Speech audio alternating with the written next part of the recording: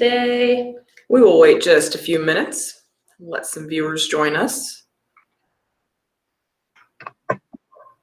Make sure you comment and let us know where you're watching from.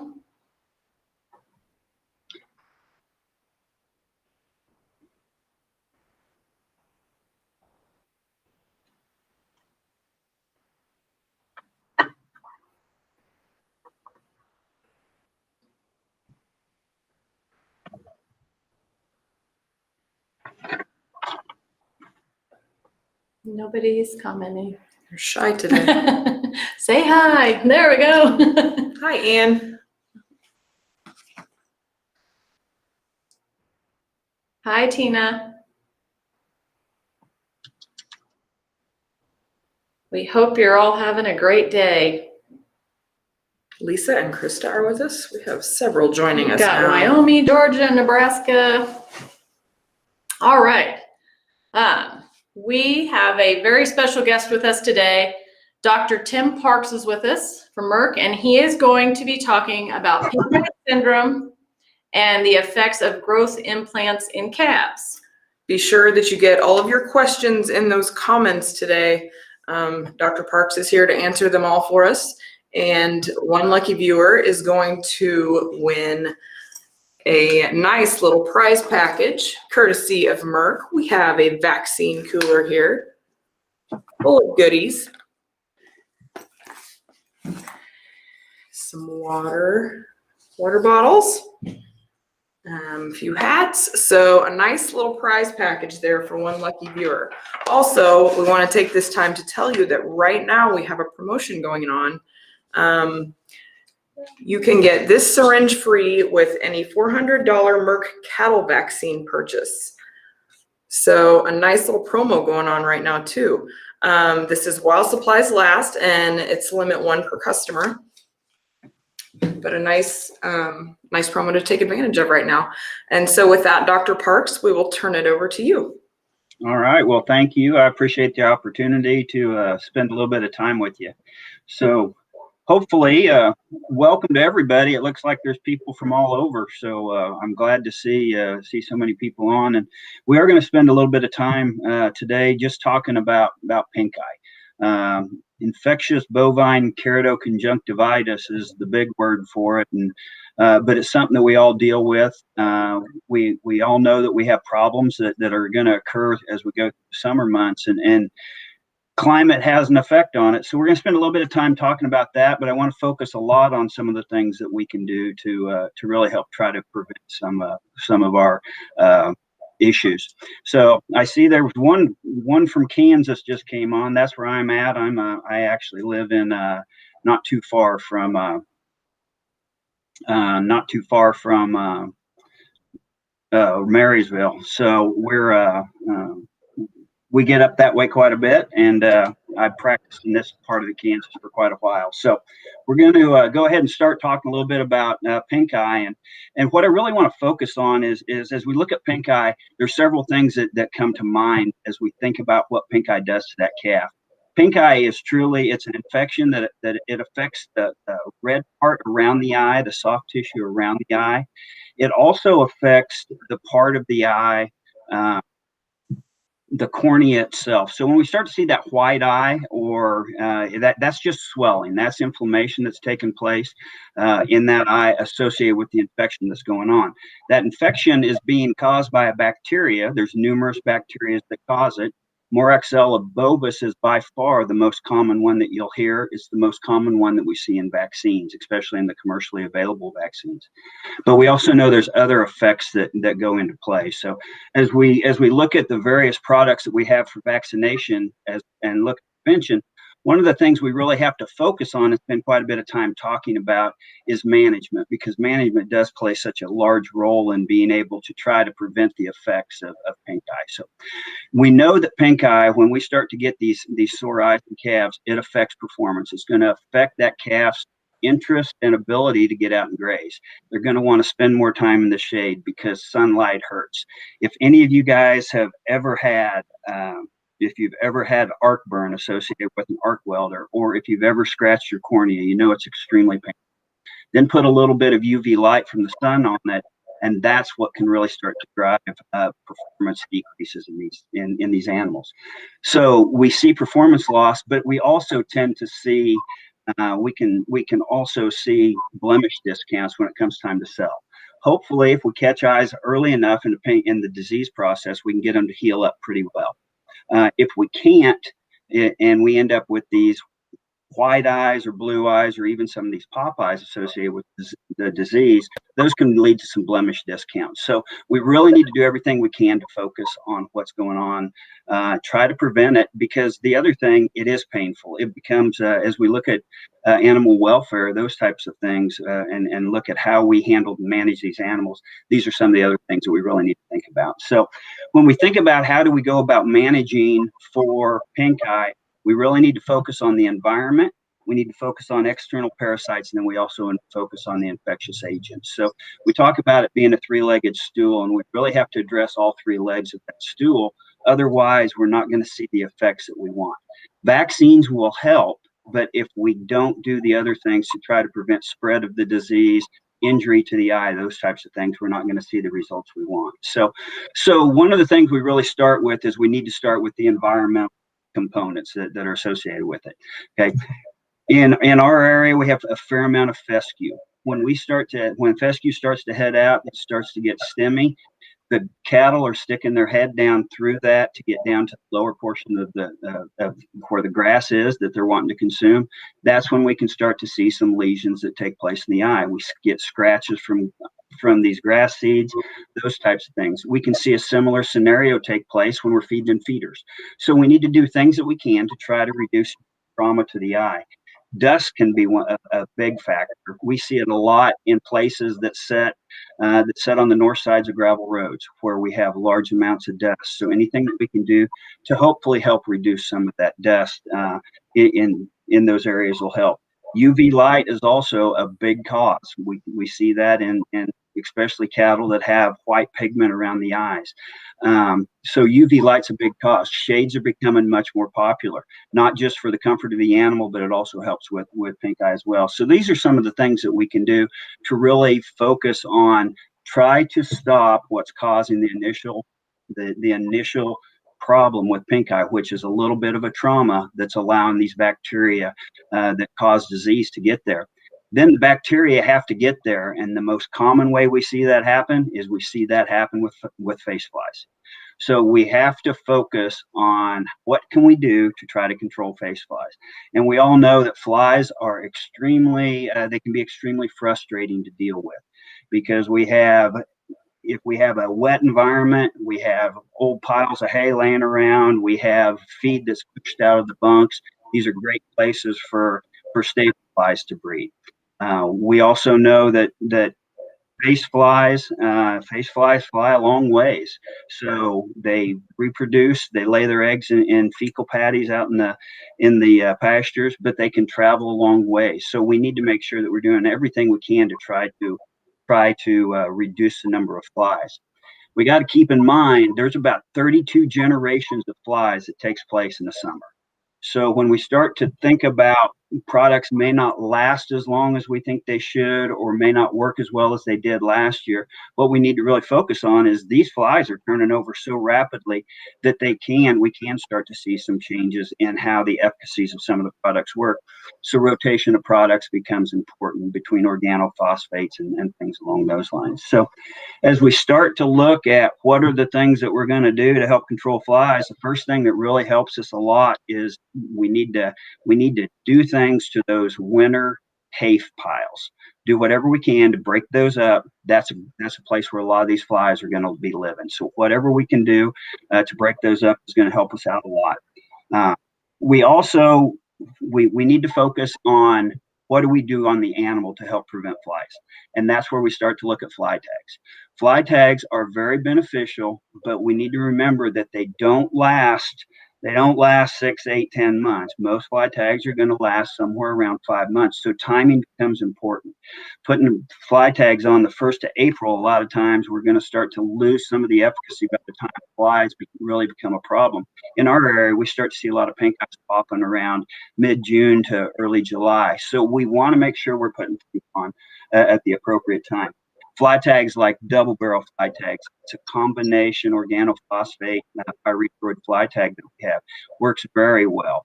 We need to make sure we put one in each ear. A lot of people want to put one in, and they've got two ears, they've got two sides. If we think about how fly tags work, it's from them throwing their heads. That's how they move that stuff around. It's from cattle rubbing up against each other, those types of things. So anything that we can do to really reduce the flies that are around the face. We have other fly tags like Dominator. Dominator is it's a pyrethroid tag. We need to rotate the tag. So, work with your animal health provider, work with your veterinarian to figure out what do we do last year, what do we need to do this year, because rotation is what really helps keep these products working and helps reduce any resistance issues that start to show up. So. Saber Extra tags is an organophosphate tag that we have that works very nice. So there's a lot of different tags out there that we can utilize when it comes to trying to reduce fly populations around the eyes. One of the key things is don't put fly tags in more than once a year. I think if we put them in the appropriate time, we're going to get the coverage we need. The other thing that we tend to forget is we need to cut them out at the end of the year, because those things may not be working as well, but they still have some chemical. So if we can cut those fly tags out at the end of the grazing season, get those tags out, we're going to reduce the exposure to lower levels of insecticide, and it's really going to help us as we start to think about fly control for next year as well. If we start to run into fly issues as we get later into the summer months, that becomes an important time frame when we start to utilize something as far as a rubber that we can put in to a back rubber. We can put some of the fly wicks, or just pour-ons, whatever allows you to be able to get there. So these are the things we need to do to really try to address flies. So we're going to start with the environment, then we're going to focus on the flies. The other thing that we can do is we can use vaccinations. Okay, vaccinations are going to help us to reduce the severity of the disease. When we look at what happens with pink eye, we have a scratch that takes place. We have the bacteria that gets on there. It's going to start replicating. That's what's going to cause our disease. So now what we need to do is we really need to focus. Let's give a product that's going to stimulate antibody production, that's going to just help prepare that animal, the immune system. So when that infection does take place, that we can start to reduce the severity of that disease, and we can reduce the number of bad eyes that we end up with at the end of the grazing season. So we look at two main components of bacteria that we deal with. The first one is Moraxella bovis, and again, it's the most common one. So we have products like 2020 Vision 7. It's a 2 cc sub-Q product we can give. It's a combination with Clostridial, a 7-way Clostridial. Works very well, but we need to make sure we focus on labels. Because if we give a product that needs to be boosted in 3 to 6 weeks, that's extremely important that we do. Because we get the first one in, we're going to introduce that immune system to a bug. The first one, the introduction, it meets it and it starts to remember what that bug is. But the second time that it meets it, that's when it really starts to produce antibodies, especially when we talk about killed products like what most of our bacterial vaccines are. So we need to really focus on how's that product labeled and does it fit our management scheme. If we've only got one chance to work these cattle, and that's all the vaccines we're going to get in, then we need to focus on products that may have a single dose claim. Product like Piligard Pinkeye 1 Trivalent, one of our products that has very broad coverage, and it does have a single dose label. Because of the adjuvant that's in it, it helps stimulate the immune system, and we're able to get by with a single dose. So it's really important that we read the label and understand what our management system is going to allow us to do, because that helps us decide what products are going to work best for us. It's extremely, extremely important if a product needs to be boosted, and it says on the label that it needs to be boosted, that we get that booster vaccine. We're going to stimulate memory. It's going to remember it, but we're not going to get that protective level that we need. We have a couple other products. Another one is a product called Piligard Pinkeye Plus 7. It's a 5 cc sub-Q product that has the Piligard Pinkeye fraction, but it also has a 7-way blacklight. So there's multiple combinations of products out there that you can utilize. There's another bacteria that has become, that we find quite a bit, and it's called Moraxella bovoculi. It's been labeled as a winter pink eye. We tend to see it in the fall and winter months. We can see it associated with traumas that comes from eating hay and hay rings along those lines. So there are not very many products available. There's a conditionally licensed product called Morexella bovoculi bacterin, one that we have that it needs to be given twice, but it also needs to be given in conjunction with Morexella bovis. One of the things that we found with this disease process is it looks like that a Morexella bovis will come in, and then a bovoculi, if it's there, can start to attach. It really becomes a co-infection model with everything that it looks like happening at that eye. So it becomes extremely important if you've had bad eye problems and you've fought pink eye in the past.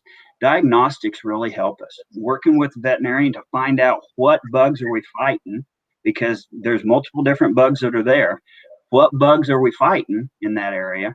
And that will help us direct what products we can use. But we're going to focus on Morexella bovis and Morexella bovoculi becoming a much, much more common product. So we're going to start with the environment, do what we can with the environment to reduce any trauma that may happen to the eyes. Then we're going to focus on trying to prevent flies, reduce the fly population, reduce that spread, and then use vaccinations to help us. So we know that if we have a bad pink eye year, we're going to see pink eye. The goal of our vaccines is that we reduce the severity and we reduce the duration of that pink eye to where we can start to see less of those discounts associated with blemishes in the eye. So with that, I think we'll stop there and see what questions we might have, and then we'll talk a little bit about growth promotion. Okay. This question is from Krista. When is the best time to give that single dose? The single dose, I like to when we look at vaccination protocols, I like to figure out if we've had pink eye problems in the past, when did they occur? Did we have late fall pink eye problems, or did we have a more traditional summer type problem? So a lot of times in our area, when we go to grass May 1, we're going to start seeing that mid-June to July is when our fly populations really start to increase. We're starting to see some grass quality drop off. So that's when we start to see some of these pink eye. We need to give these vaccines in a time frame that's going to get us 6 to 8 weeks ahead of that, because we want to produce antibodies so we have high levels of antibodies circulate when we might see that disease process. So a lot of times, if we're seeing July, mid-July, people are going to look at somewhere in mid-May to the 1st of June. When it comes to fly tags, in the same scenario, we like to put fly tags on as close to that when fly season really becomes a problem. If we don't have problems with flies in the early part of the year, in the early part of the grazing season, or we've used a pour-on application like Ultra Boss, Ultra Saber, something like that to help repel flies, or maybe you've done a combination deworm and you've put a product on that has some fly control, that may carry us through to get us out closer to that 1st of June timeframe, when if we have the opportunity to get cattle back in, we can get cattle back in and put fly tags in at that time. Unfortunately, the nature of management of our cow-calf herd so many times is dependent on that one opportunity. And a lot of times we're going to refer to that as that branding time frame. So is that one opportunity that we have to really give vaccines to cattle, and then we get the products in, but a lot of times it may not be the most opportune time. So it really depends on what your management options are. Are you able to get cattle back up? Those types of things. But we really want these products to have good protection in that 6 to 8 weeks ahead of when we really think we're going to have some issues. All right. Shelby would like to know if you have any recommendations for fly control and prevention for dairy cows.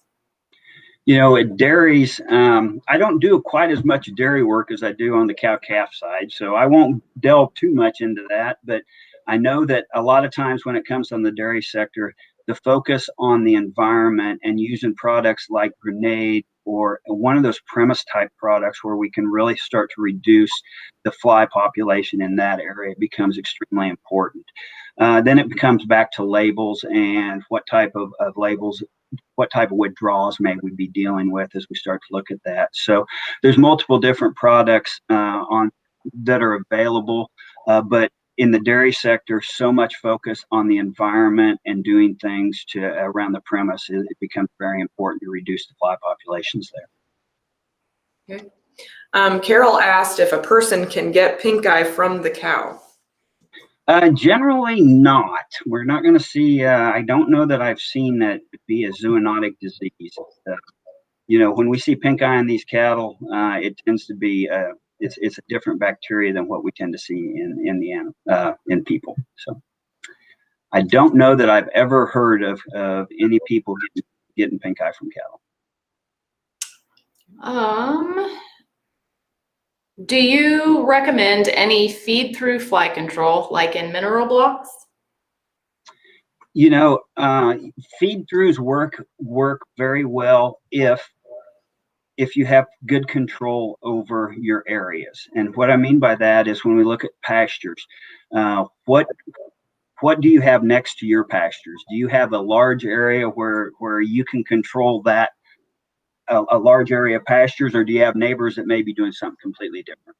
And if we think about face flies, and face flies is the main one that's going to carry pink eye, face flies travel a long ways. So they may be in my pasture today and somebody else's pasture tomorrow. So when we start to think about feed throughs, what we need for the feed throughs is we need the ant. That's where the flies are going to lay the eggs in that stool, and it's going to come in contact with the chemical, either an insect growth regulator or something that's going to kill the larva. So we need to make sure that we're controlling the animals around us as well. So it really depends on, they work very well, but it depends on what the neighbors are doing as well. Okay, so because those flies are moving back and forth. Yeah. Sue has commented that this year flies seem to be coming out with the early warm temperatures. Is there anything an individual can do to get a step up to control flies around all species, not just cattle? A lot of it goes back to the premise. We talk a lot about trying to control populations as far as in the environment and control those populations. Do the things that you can. If you've been feeding cows around there through the summer, burn those hay rings, those where you've been feeding the hay.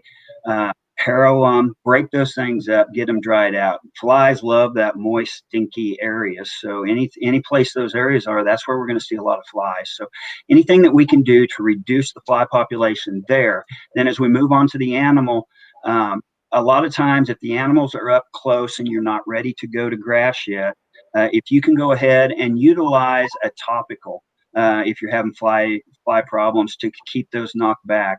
But I really like, when it comes to fly tags, I know a lot of times we've only got one shot to do it, but the closer we can get to when we think we're going to have the worst problem with flies, that's when we want to get as close to that as we can with the fly tag.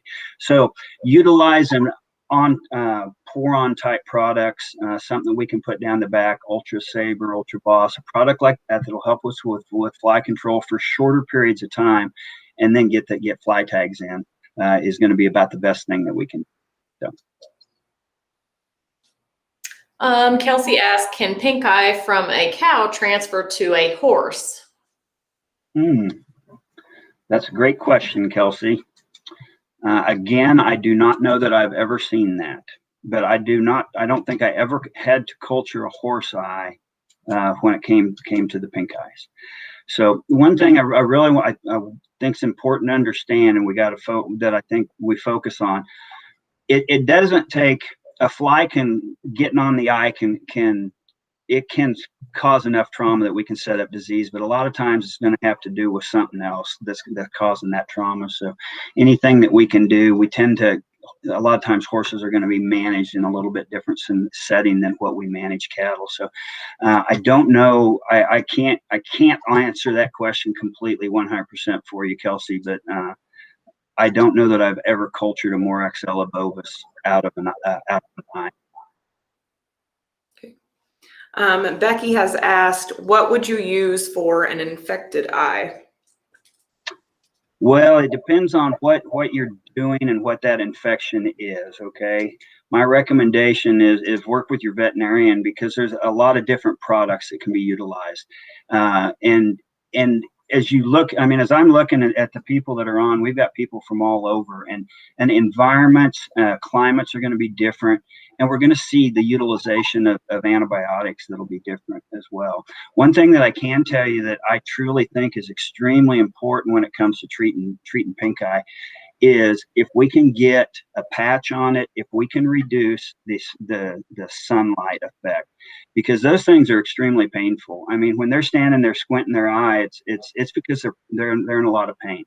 I've seen we can see cattle that will lose. I mean, they'll be a pound a day off of their herd mates because of pink eye, just because they're not out grazing. It hurts. So anything that we can do to help get a little bit of that sunlight off. So patches are very common. A lot of veterinarians may prefer to sew eyes closed, but then antibiotics are going to be beneficial as well. And we'll see all different products that are labeled for it. Penicillin is used a lot. So it's just work with your veterinarian and see what products are working in your area, because the veterinarian is really going to have a good idea of what products, what bugs are responding to what antibiotics in your area. All right. Kay said, I am already seeing flies, so what should I do right now? I have not given any vaccines yet this year for my calves. Looking for the easiest plan to do as much as possible at one time. Does the age of my cattle matter? Yeah, we do like to see calves. A lot of our vaccines, as you look at vaccines, are going to carry labels. They're going to say 3 months of age or older. Some of our intranasal vaccines, getting away from pink eye, can go in earlier in these younger calves. But yeah, we like to get the calves as old as we can. One thing I like to think, if we think of the immune system, each day that calf gets older, that immune system gets older. And the older the immune system gets, the more mature it is, the better it's going to respond. The other thing that we look at is the effect of maternal antibodies. If we've done a really good job vaccinating our cows, then hopefully we're getting a lot of maternal antibodies that come through in the colostrum to that baby calf. Okay, so if we have a good transfer of antibodies from that cow to that calf, anything that she's been exposed to, there's a chance we're going to have some antibodies in there. So a lot of times those antibodies may affect our vaccines if we put them in too early. So that's always been a little bit of a concern about putting products into calves at too young of an age. So a lot of times when we focus on branding age calves, for the most part, we're talking about a calf that's going to be in that 2 to 4 month time frame, a very common age that we're going to vaccinate it. So the closer you can get to grass time, again, and then in this scenario where you're having one shot at it, I would really look for a product that has that single dose label, because if you're not going to be able to get that secondary vaccine into them, that booster vaccine in 3 to 6 weeks, which a lot of these products like 2020 Vision 7 has on it, you're not going to get as good a protection as you will if you get that booster in. So do you have any tips on handling the vaccines? Yes, when it comes to handling the vaccines, it is extremely important that we keep products cold. All right, we keep them at a temperature that it says on the label from the time we get them to the time we start to put them in the animal until the time we get it back into the refrigerator. A lot of the products that we use for pink eye are a killed product, and they're going to come in a 10-dose vial or a 50-dose vial. Never go back into that bottle with a needle that you've put in an animal, because anytime that needle goes into the animal, it's going to pick up blood, it's going to pick up bacteria. So we don't want to do anything that can contaminate that product. So we're going to keep it cool. If you drop a repeater syringe and have 25 doses in there, you need to change your needle fairly regular. I recommend everybody go through BQA. If you haven't gone through BQA, please do. BQA to me it's that bridge between us and the consumer. Okay, we're producing a tremendous product out here, and I enjoy a good steak as much as anybody else, and we want to make sure that our consumers do too. So anything that we can do to let them know that we're trying to do everything we possibly can, BQA drives that. BQA will really help us to make sure we're giving vaccines appropriately as well.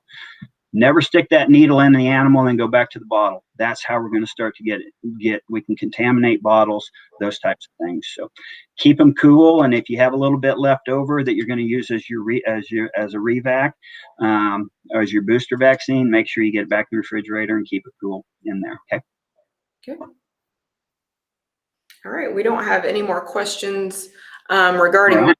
Did you have anything else to add before we move along? Well, no, I just want to thank you guys for the questions. There's a lot of good questions there, and I hopefully this has been beneficial.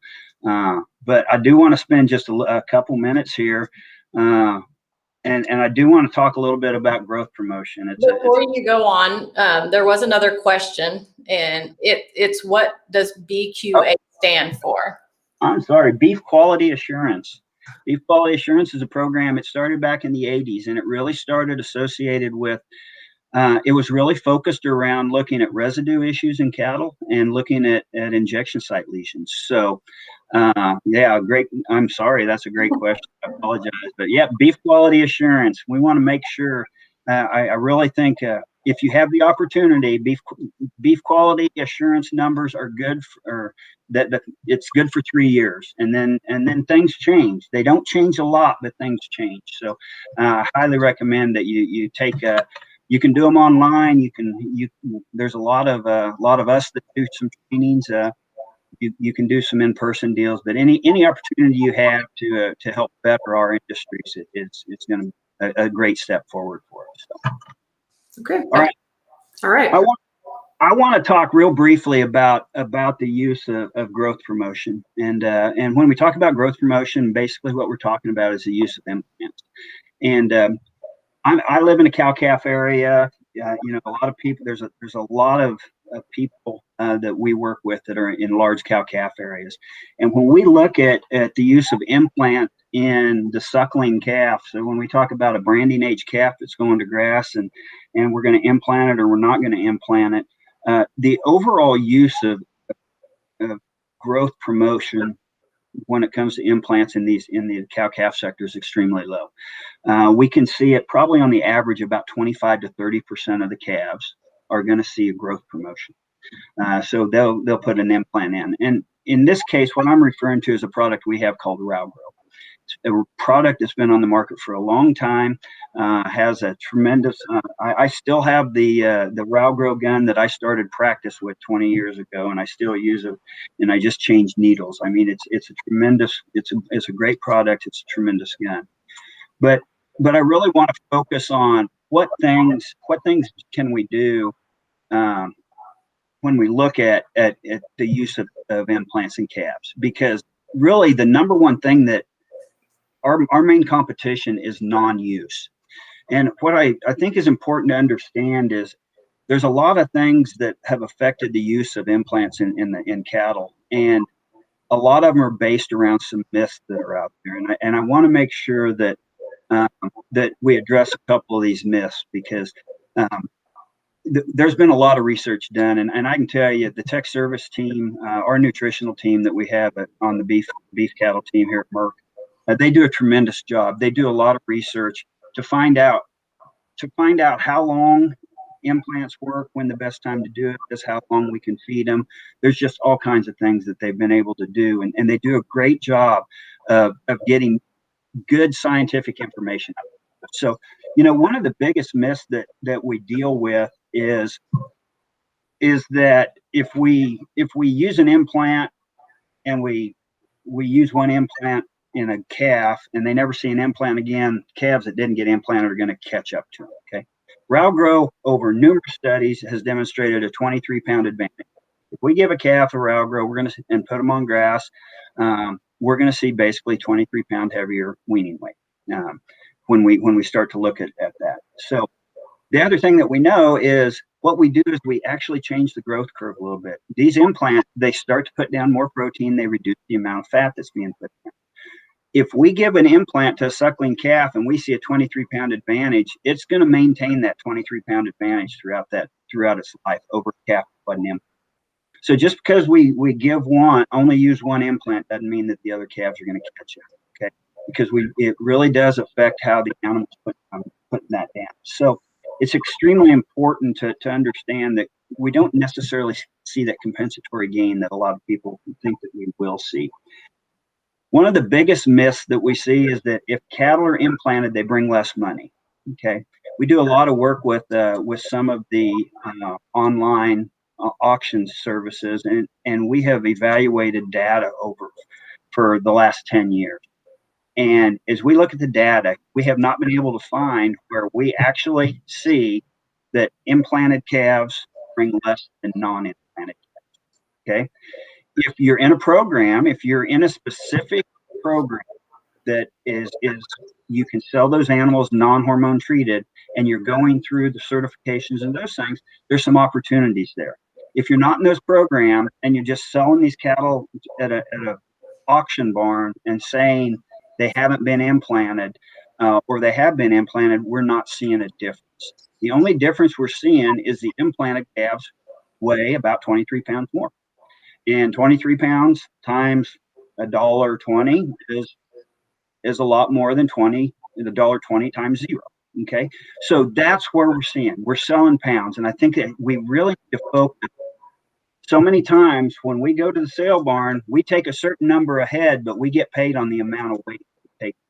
So anything that we can do to drive that weight is one of the things, and we know that implants are going to do that. Another thing that we hear about is that implants, if we put them in these young calves, will reduce pregnancy rates. Okay, Ralgro is labeled for steers and heifers. It can be used in heifers.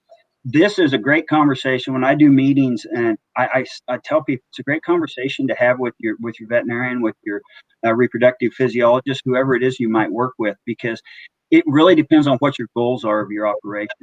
If you're selling seed stock and you're going to sell replacement heifers and bulls, then yeah, implants probably don't have a need you don't have a need for them in that sector, because what you're actually selling at that time frame is you're selling heifers and you're selling bulls. If you're not selling seed stock and we're just going to wean calves and sell them 45 days post wean, or we're going to just wean calves and sell them, we're selling pounds. So anything that we can do to increase that pounds is going to increase our revenue. Okay, we've done a lot of studies that indicate if we implant a heifer between the ages of 4 and 10 months, we do not see a negative impact on reproduction in the number of heifers that are going to settle in that first cycle. So that's another myth that is out there. It's a great conversation to have, because if you've got 100 cows and you're going to save 20 heifers back this year, that tells me that you probably got 30 heifers that could have a pretty good opportunity to put an implant in. So working, having a great plan of how you're going to market these can really make implants well. And we're talking about 100 head of cattle at 23 pounds. That adds up pretty quick as we start to look at sale price. One of the other things is that we talk about, this goes back to this is one of my favorite ones that we deal with, is that we're putting hormones into cattle, and that these hormones are going to cause bad things for people. Okay, if we look at anything out there, hormones, there's going to be hormones in it. Okay, and there's been so much research that would indicate that if we utilize an implant in a steer, that we may see a slight increase in the amount of estrogen in a steak that we eat out of that animal. And that slight increase is like 0.6 nanograms. And a nanogram would be like throwing a piece of salt into a, okay? It's just a very, very small amount. And when we start comparing it to some of the other products that we use, milk, eggs, a lot of the greens, those types of things, the amount of estrogen goes up quite a bit. We've seen a lot of changes in development of people and development of kids, but we've also seen a lot of changes and a lot of improvements in nutrition. So there's way too much evidence out there that these implants are not affecting the amount of estrogen that we're consuming in the products that we're eating. What they do is, as we move even past suckling, the use of implants in that suckling calf, it really allows us to compete and be very, very competitive when it comes to producing beef. We can do it with the use of growth technologies. We can increase a carcass by 200 pounds by using growth promotion. Okay, so there's things that we can do that help us compete in this worldwide market, and there's going to be a strong demand for protein. So the use of implants is very beneficial to the beef industry, and something that I would really recommend that you have it. If you're not using it, reach out to your animal health representative in your area. Don't hesitate to get a hold of the Merck Animal Health representative. Talk to your veterinarian. Talk to your extension people. Get the information behind it, because there's a lot of really good. There's a lot of good things that we can do with implants to help change the bottom line when we leave the sale line. So with that, I'll leave that one alone from there, because I'm sure there's a few questions, but we can utilize a product like Rowgrow very well within our cow-calf herds, increase the profitability of those, and do it very safely. So, Okay. all right. Anne asked, let's see here. Oh, it jumped off the screen. Hold on. Do any of these vaccinations or implants have to be approved by a veterinarian because of the new laws? When it comes to vaccines, and there's only one vaccine that does, that I'm aware of, and that is the Moraxella bovaculi vaccine, and it's specific to certain states. Okay, so I know if you're in Oklahoma that you have to have a prescription to give that, because of some of the laws that are in place in Oklahoma. So that's the only one that I'm aware of, and unless we get into some of the other kind of less commonly used vaccines. Okay, implants, no. I mean, they're not a prescription item. I think it's extremely important when it comes to implants that you have a good relationship with a nutritionist, because the nutritional plan will really drive what type of a response you see out of implants. So utilizing nutritionists when it comes to implants is extremely beneficial. Okay, Melissa asked, can you explain what this new Moraxilla Bovaculi? Yes, Yep. that one that you just said before works when used with the controversial Pinkeye. Okay. Yeah. So what we're finding is if we culturize, and we like to culturize very early in the disease process. If we have eyes that have completely turned white and we're starting to see some pimples on them, and we culture those, especially as we start to get later on in the fall, it's very common to get Moraxella bovaculi out of there. And what they found is Moraxella bovaculi really overgrows. It will overgrow that very rapidly. But some of the work, and a lot of this work actually came out of the University of Missouri, it indicates that one of the things we're seeing is it's a co-infection model. If we just use Moraxella bovaculi,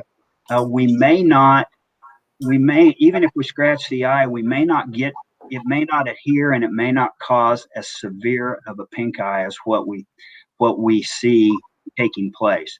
So many times when we see a bad pink eye infection, we're going to grow both Moraxella bovis, and we're also going to get Moraxella bovaculi. So it really looks like it's a co-infection model, right? Moraxella bovis starts it, and bovaculi comes in and tags on, and then we move forward. With that being that type of a disease setting, that's where it becomes important to utilize both of them.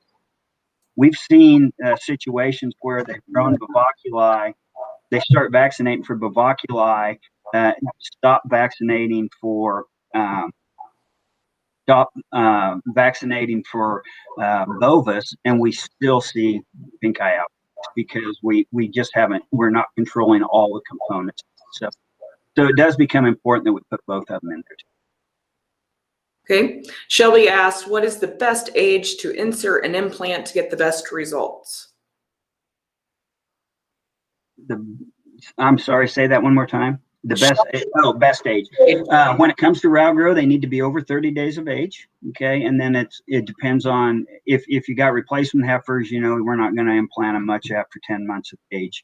or anything like that. But we would like for them to be at least 30 days of age when we put that implant in, and keeping in mind that we're putting it in a suckling calf, but also knowing that it's going to go out and it's going to start eating grass and those types of things. So generally, row grow is going to be anytime after 30 days of age. And then as we look at the use of implants, it really becomes a true implant strategy, figuring out what implants we're going to use as we start to move these animals through production cycles.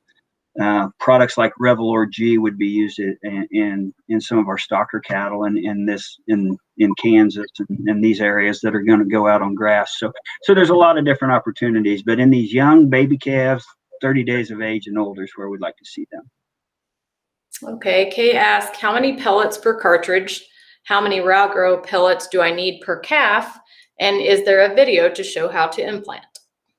Yep, believe you can find a video when you get out on the website. You go out to the web. We have a very good website, merckanimalhealthusa.com, and you can go to a retail site. If you can do /retail, you'll find a retail site. But if you go to our main site, there's some videos out there. Rowgrow has 24 implants per cartridge. It's in a wheel, and one of the things that it doesn't advance it on its own. You have to advance it, but you're just going to put one implant per calf. Okay, so that comes as you get 24.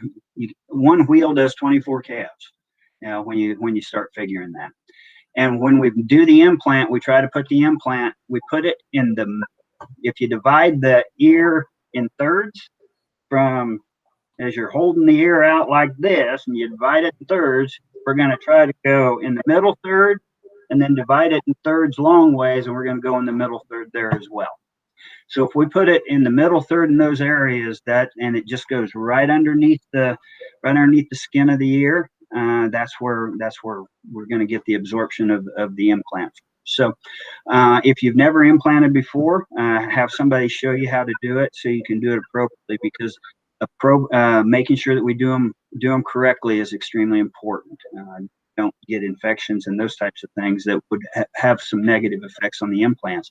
Just the fact that they won't work as well. So make sure we do them right when we do them, and have somebody show you if you've never done it before. There's also videos on the Valley Vet site on the product pages. It's on the Row Grow page. So. Correct. Okay, and then Melanie had just shared that link as well to the Merck Animal Health there in the comments if you need that. Susan asks, have there been any studies on the use of implants and brisket, high altitude disease? I am not sure that I have not seen that. I would have to say that I would bet that there has been some work done there. That is something that I will have to look up. I cannot answer that, Susan. She hadn't stumped me twice, has she? I will have to look that up. I'm sure I probably, and maybe I have a nutritionist, one of my nutritionist buddies that's on here that will throw something in the chat if they are. So, okay. I'm sorry, I can't answer that question for you, Susan. I have not seen the study that talked about. Okay, that's the last of the questions we have for you. If if you have any more questions, please don't hesitate to put them in the comments. We can circle back around and have Dr. Parks help us answer them. So, Dr. Parks, did you have anything else to add before? Thank you guys for the opportunity. Thanks for the support, and look forward to a good grass season, and I hope everybody is surviving the trying times that we're going through. So, sure. Thanks a lot for joining us today. That was a lot of great information. Okay. One more thing before we draw our winner, don't forget that we do have the promotion going on right now with a $400 Merck Cattle vaccination or vaccine purchase. You're going to get this free syringe while supplies last. So take advantage of that while you can. We did have a question come in. Vicki asked, what is the effect on human hand if stuck with the implant needle?